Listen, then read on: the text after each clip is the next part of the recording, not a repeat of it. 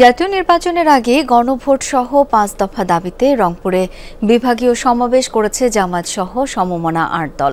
দুপুরে নগরীর কালেক্টরেট ঈদগাহ মাঠে এই সমাবেশ শুরু হয়। অংশ নেন ৮ দলের কেন্দ্রীয় নেতারা।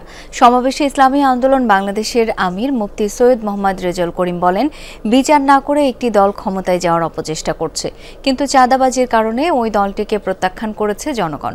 রেজাউল করিম বলেন, কোনো মহল ভোটে কারচুপির চেষ্টা করলে দাঁত ভাঙা জবাব দেওয়া হবে।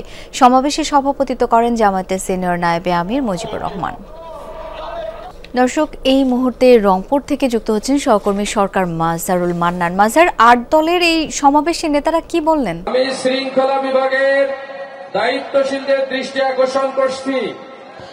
শাওন, ৮ দলের আজকের যে সমাবেশে যিনি প্রধান অতিথি ছিলেন, তিনি বিএনপিকে লক্ষ্য করে বলেছেন যে সংস্কার এবং বিচার কার্যক্রম ছাড়াই একটি দল ক্ষমতায় যাওয়ার জন্য শুধু পাগল নয়, ডাবল পাগল হয়েছে, এই ধরনের অভিযোগ তিনি করেছেন।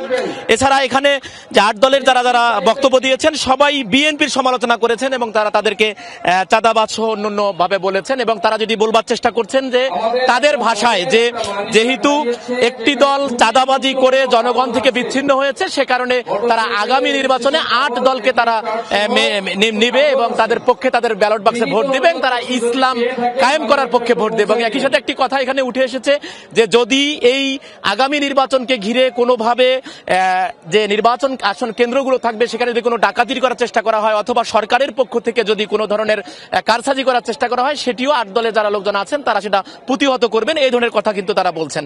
এবং আমরা আপনাকে যে তথ্য দেই যে সকাল থেকেই রংপুর বিভাগের বিভিন্ন জেলা থেকে কয়েক লাখ মানুষ এই কালেক্টরেট যে ঈদগাহ মাঠ আছে সেই ঈদগাহ মাঠে সমবেত হয়েছিলেন এবং প্রত্যেকের যে দলগুলো আছে সেই দলগুলো যে তাদের যে মার্কা আছে সেই মার্কা এবং অন্যান্য যে ব্যানার ফেস্টুন নিয়ে কিন্তু তারা অংশগ্রহণ করেছিলেন। এবং এখান থেকে তারা আরেকটি কথা বলেছেন যে গণভোটের পক্ষে তারা হা ক্যাম্পেইনও করেছেন। শাওন,